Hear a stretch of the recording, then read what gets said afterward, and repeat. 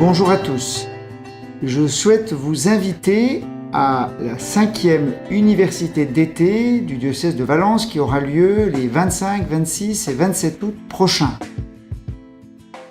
De quoi s'agit-il et quel est le thème ? Le thème, c'est l'accueil de l'encyclique du pape François, Laudato Si, sur l'écologie intégrale. Le pape François, un peu comme ses prédécesseurs, écrit des documents substantiels, que ce soit la joie de l'évangile, la joie de la famille ou Laudato Si. Ce sont des textes qui sont assez denses, longs et qui demandent à être travaillés, à être lus ensemble. Autant s'y mettre à plusieurs, c'est stimulant, autant profiter aussi de l'expérience et de la compétence d'un certain nombre d'intervenants, et c'est cela qui sera proposé, des apports, des échanges, une réflexion pour véritablement s'interroger. Est-ce que cette encyclique sur l'écologie, c'est un petit truc en plus, un feu de paille, on en a parlé, puis maintenant on passe à autre chose, ou bien est-ce que c'est une lame de fond ? Est-ce que c'est un petit à côté de la vie ecclésiale, ou au contraire, ça vient comme une interrogation profonde, quelque chose qui structure la vie de l'Église, et en plus, un outil, ce document, de dialogue, un outil formidable de dialogue avec le monde de l'agriculture, des décideurs, des entrepreneurs, en fait tout un chacun.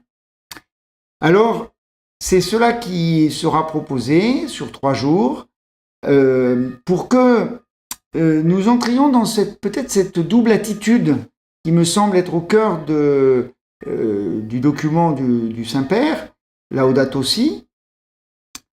La prise de conscience de la gravité des enjeux par rapport à un monde où la technologie prend une place énorme, bénéfique, utile, mais comment est-ce que justement ça modifie un certain nombre de manières de vivre très au quotidien. Donc ça, c'est premièrement cette gravité des défis à entendre, et puis la réponse, ou plutôt les éléments de réponse que le pape propose en invitant à penser une écologie intégrale qui prenne en compte l'homme lui-même, dans son rapport à lui-même, son écosystème, et puis aussi la relation aux autres, en particulier au niveau de la société, aux plus pauvres, aux plus fragiles, la relation à tout l'environnement, la planète et tout l'univers, et la relation à Dieu. Alors, cette double attitude de prise de conscience de la gravité des enjeux et d'éléments de réponse avec une vision d'écologie intégrale qui est proposée et qui a des contours qu'il faut essayer de comprendre, qu'il faut essayer d'analyser, qu'il faut essayer de mesurer pour voir en quoi ça nous interroge sur notre manière de vivre. Il y a peut-être 3 questions qui vont être à répondre. C'est quelle espérance la parole de Dieu nous donne pour face à ces défis de l'urgence écologique, quel changement, quelle conversion cela nous demande d'entrer dans cette écologie intégrale, et quels engagements concrets pour chacun, pour les communautés, pour la société.